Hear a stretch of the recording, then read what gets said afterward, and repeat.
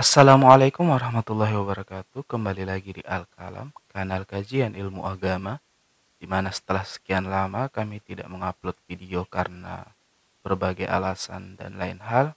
Akhirnya kami memutuskan untuk kembali, di mana pada kesempatan kali ini kami akan membahas suatu pembahasan yang selalu dibahas setiap tahun, yakni tentang perayaan kelahiran Nabi Muhammad SAW atau yang dikenal sebagai Maulid Nabi Muhammad SAW.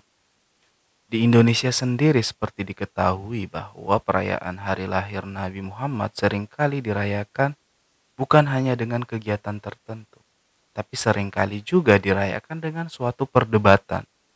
Perdebatan tentang apakah merayakan hari lahir Nabi Muhammad ini boleh dilakukan atau tidak. Karena bagi suatu kelompok, perayaan dalam suatu kegiatan tertentu untuk merayakan hari lahirnya Nabi itu adalah suatu yang bid'ah. Di mana bid'ah ini adalah sesuatu hal yang baru yang tidak pernah dilakukan Nabi, dan menurut mereka itu adalah suatu kesesatan di mana akan membawa orang menuju neraka.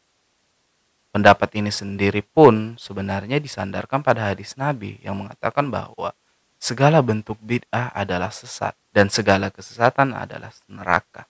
Sedangkan bagi kelompok yang merayakan perayaan ini mengatakan sebaliknya, bahwa bid'ah yang dimaksudkan oleh kelompok penolak berbeda dengan bid'ah yang menurut mereka yakini. Karena menurut kelompok yang merayakan kelahiran Nabi Muhammad ini, bid'ah yang dia lakukan adalah bid'ah yang baik. Dan menurut mereka bid'ah memang terbagi dua, ada bid'ah yang buruk dan ada bid'ah yang baik.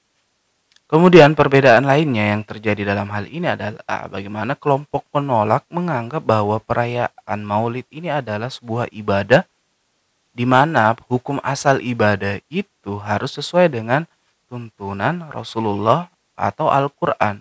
Sedangkan perayaan hari lahir Nabi Muhammad tidak ada tuntunannya sama sekali, dengan demikian harus ditinggalkan atau bersifat haram.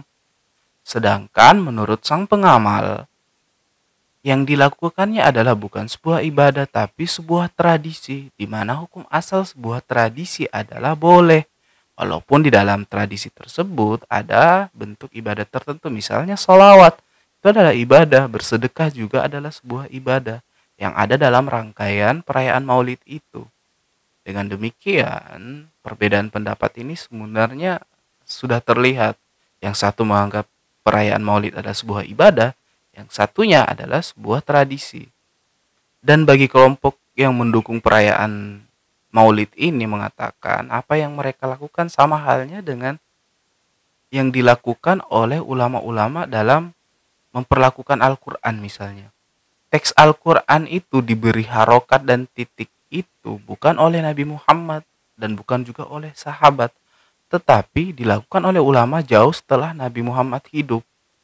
Dan itu adalah bid'ah, tidak pernah dilakukan Nabi. Namun manfaatnya sangat penting bagi umat muslim, karena dengan harokat dan titik, orang selain non-Arab bisa membaca Al-Quran. Itu adalah salah satu bid'ah yang baik menurut kelompok yang merayakan Maulid Nabi ini.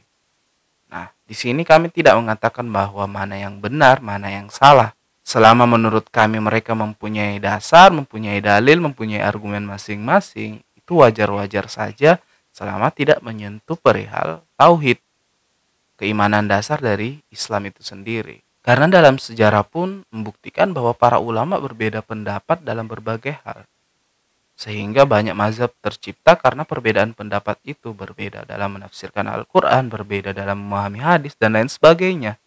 Salah satu contoh perbedaan pendapat ulama yang terjadi di masa lalu misalnya perihal batalnya wudhu karena bersentuhan dengan wanita.